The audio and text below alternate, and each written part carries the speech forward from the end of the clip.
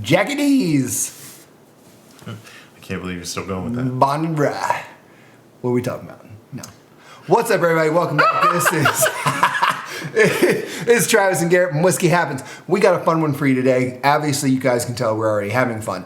Right here, Jack Daniel's Bonded Rye.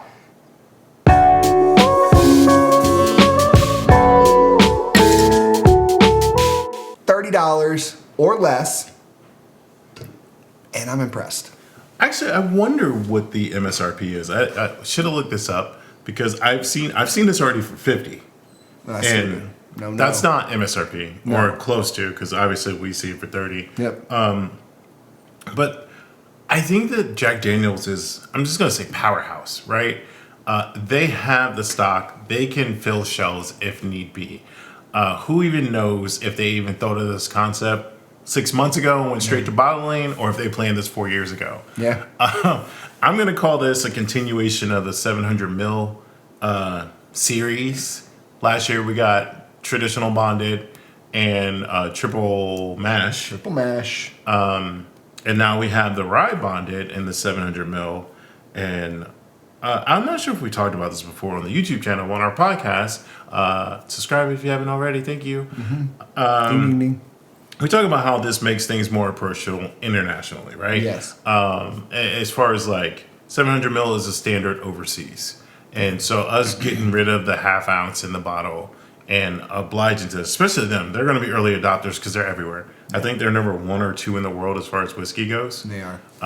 And from my travels, it definitely looks like it. Like I can go anywhere and Jack Daniel's is at the bar, in the airport. Second in that, I would say probably is Makers. As far as not in the world ranking, I just mean as far as things I see. Yeah. Obviously, when you say whiskey, there are far more whiskey producers. I'm sure a Jameson or Glenlivet is up there. Oh, yeah. Well past Makers. I agree. And so for me, the big thing is if this becomes more popular, will we see this consistently on shelves, 1? And 2, like we're seeing the bonded and the triple mash, will we start seeing the rye, which I believe we will, because I think this is going to be a new thing that they're doing. But then this just makes me happy, because then when I go overseas or we travel, we can have this and not just have the regular Jack Daniel's, which is great because it gives you more options, because once again, like you said, 700 milliliters, and they are mass producing this stuff. But that's enough about that. Let's get into the smell and taste of this and see how it handles our test. Oh, God, I just fucking... No. Very, very nice nose. And the funny thing is we both are huge Jim Beam fans. Like, we grew up on Jim Beam, not Jack. We didn't drink a whole lot of Jack growing up. We did drink Jack, but we didn't drink it like we did Jim Beam products. And this has totally been... like, I have been buying more Jack products recently, and I don't know why. And I think because they're quicker to the shelf. I mean, Jim Beam could have a twice barreled in the works, a 10-year in the works, a 12-year in the works. But I believe, and this is baseless, just me personally, that they just have so much stock and so many barrels that they can pick from to fit the need of the market. Yeah. You know, if they need to put out a finished product, they have barrels ready that can go into that finished product. Yeah. Versus, you know, Beam or the Centauri family, I don't know if they have as much available and what has to be parted out to who. Yeah, that's true. But anyway, back to this nose. I would be remiss if I didn't say there's a small tobacco note, but not...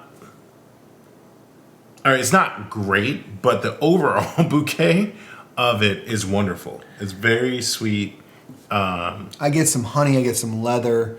It's almost like if, you know how when you, and some people might not like the sound of this, but you know how when you put like a cleaner on fresh leather, or you smell fresh leather, like, you know, like fresh leather or something like that. That's what I'm getting out of it. It's like if you go into a store that sells leather goods, that's the smell I get with this. What was that store called?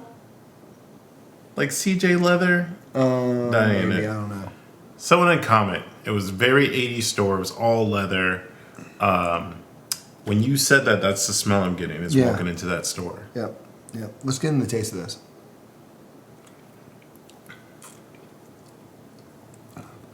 I mean, coming in at 100 proof, it is really just so easy to drink. It is, but it's got some depth of flavor. Like, it really does. It is, it's phenomenal.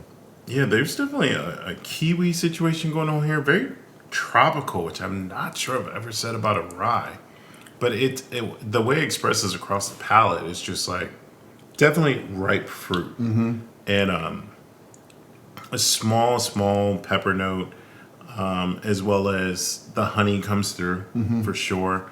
Yeah, it's definitely a little spicier of a rye than some of the other ones.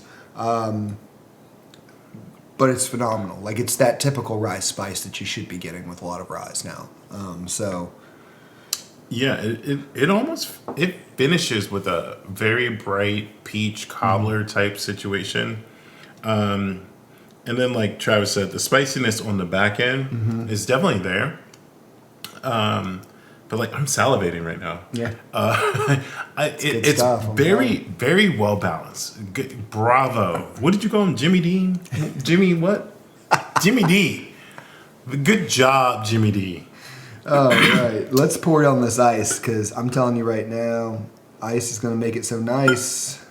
Ice is going to make it nice.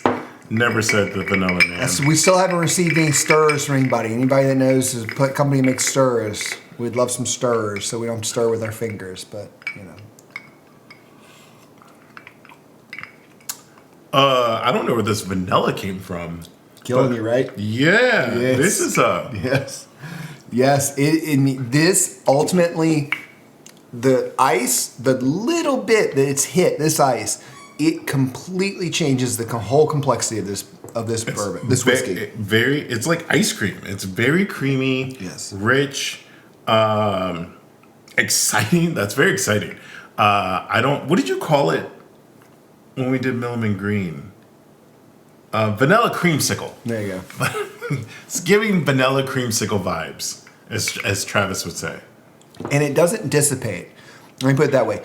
So the spice on the back end that you have when drinking it neat goes away, but it doesn't 100%. completely dissipate to where you don't feel like you're still drinking bourbon. And 100 proof, that's hard, because a lot of times when you throw 100 proof on a cube or in some ice, it can completely dissipate sometimes. And this holds up really, really well. It does not lose its flavor. I'm very interested to see how we throw it through the last gauntlet, which is the Coke. Now, see, I think for me, adding it to a Coke runs it a little thin. I'm going to add a little bit more. That's kind of why I do reserve it, because I think I have no clue what the ratio is for Coke to spirit or soda to spirit ratio. But you know, everybody talks about Jack and Coke. Like, everybody's like, oh, Jack and Coke, Jack and Coke.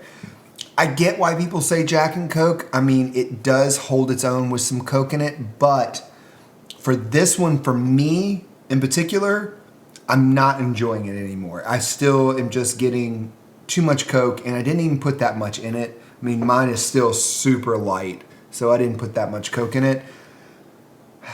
I don't know. It's one of those ones that, to me, it's not doing anything for it. Like, you would think that vanilla flavor would start really pounding through, and you're not seeing that. This is what I actually picture Crown Royal green apple tasting like.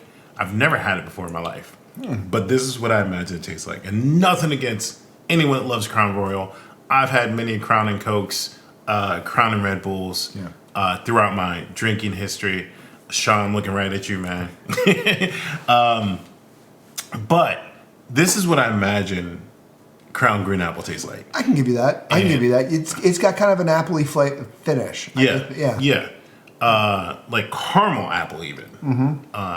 Maybe not that, $300 25-year Crown Royal, but like the base level $30, $40. The golden apple. Yeah. No, I agree with you. But I will say, as you guys can see, I'm drinking it over and over again because it's easy to drink. Like, don't get me for wrong. sure. Like, if you had this and some Coke and you were at a football game, you'd be hammered by the end of the night because you'd finish this entire bottle.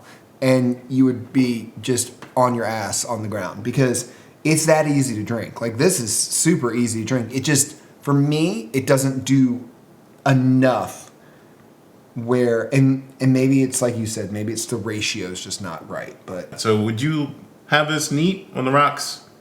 Probably not in a Coke. I think we already know that. probably not in a Coke. But I would say it's a tough decision, but actually it's not that tough. I love it on the rocks.